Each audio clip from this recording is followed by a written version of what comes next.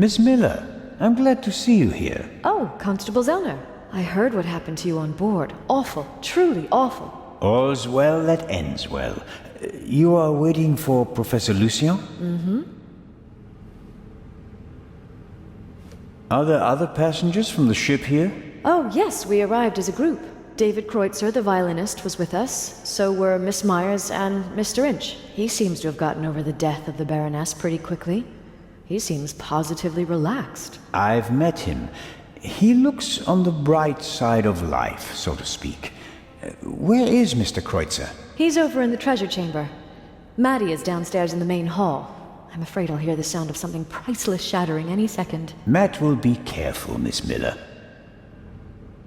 Were you able to find out why Professor Lucien left the forecastle so suddenly last night? No, not really. We only had a brief conversation. He was still very nervous. He was like that on the train as well. Seems to be typical of him. It must be something to do with the burglary at the museum. It really affected him. But he told me not to worry about anything. He said, soon this would all be over. Really? How did he mean that? Oh, I didn't ask him, Constable. Tomorrow you'll be sailing down the Nile, if I heard correctly. That's right. I'm sure it will be an amazing experience. But you don't seem to be very excited. Oh, but I am. It's very generous of Lady Westmacott to invite me, and especially Maddie. He'll learn a lot. But? Well, Professor Lucien offered to join us. Then Matt will learn even more. And I'm sure it won't be unpleasant for you either. No, I just don't know how Maddie would react if Edgar came with us. I understand. I could test the water to see how he'd feel about it. Would you do that? Oh, thank you, Constable Zellner. I'll continue my tour of the museum. Oh, yes, there's so much to see.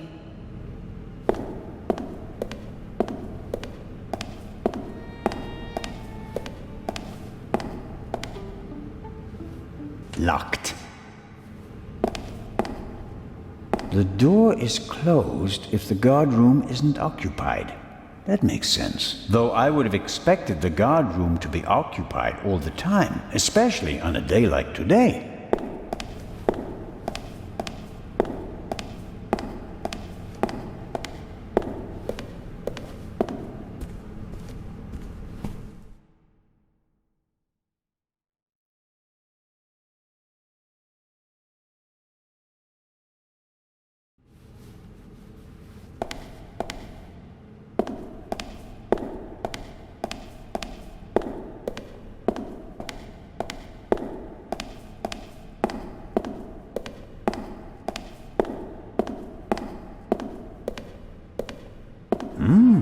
Aha! This shows how the ancient Egyptians were able to move the heavy blocks of stone to build their pyramids and temples. They used ropes, wooden sleds, and poles as levers. These exhibits aren't originals, of course. They're reconstructed, based on old pictures. Nonetheless, it's impressive how they managed to build monuments like the pyramids with such simple tools.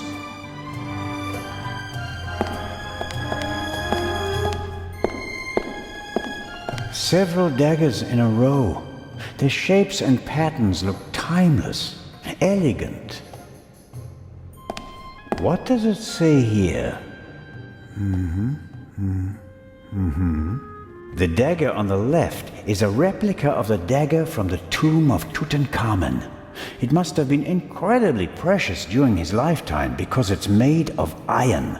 Thousands of years before the Ice Age, meteorites were the only source of pure iron. So a star that fell from the sky, bringing a substance that's harder than anything they'd known before, would have been a dramatic event. No wonder they used it to forge a weapon for the godlike pharaoh.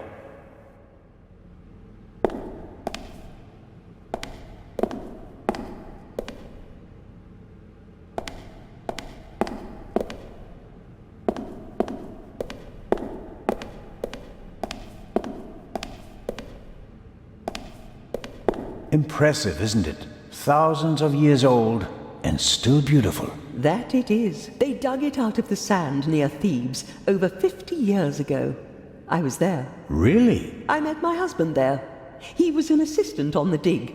and was ordered by the director of the excavation to take care of that writer. I financed many excavations in the following years, here in Egypt and in the Near East. I visited my husband, together with our son.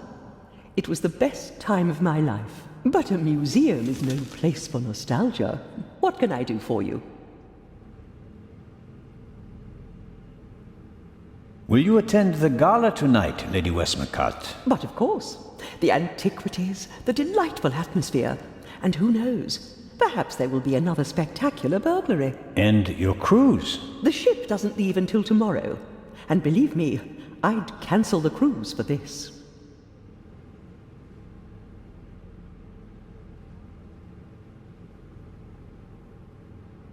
When I was working on the ship, I felt like one of the detectives in your novels. You were lucky. It was an unusual murder. Most murders happen in the heat of the moment or are committed by idiots. They're uninspired. But Gebhardt thought it through. He could have succeeded.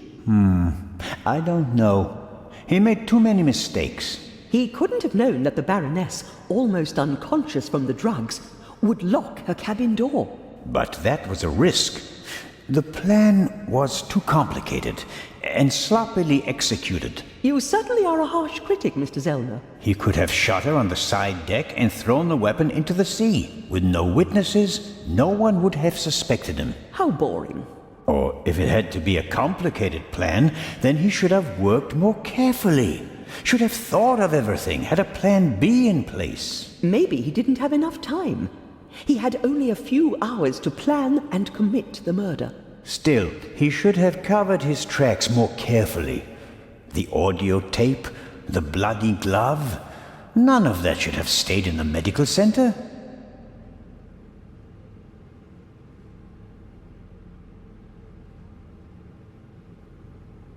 You've had a long and successful life, Lady Westmacott. What's that supposed to mean, Mr. Zellner? That I should be ready to leave the stage? Because I'm not. Oh, I didn't want... I'm here because life is here, Constable. Or was. I have never lived as much as I have here. No fame, no money can buy that. I understand. I'm sorry, Constable Zellner. Such an outburst isn't fitting for a woman of my age. And an English woman at that. Let's talk about something else. Your son. You haven't said much about him. Or perhaps you did, just not by name. You're an attentive listener, Mr. Zellner. I was wondering why you knew so much about Miss Miller's unhappy marriage. I stopped paying his bar tabs. Stopped paying reporters to hush things up. He got to know her and went with her to America to start a new life. You can change your name easily, but not who you really are. He has my eyes, doesn't he? The Part 2 novel is for him, isn't it? If I couldn't provide Matthew with a good father, then at least I can provide him with a good start in life. Let's assume that the thief is still out there. Who is he? If all this were a novel, then it would be the one you least expect.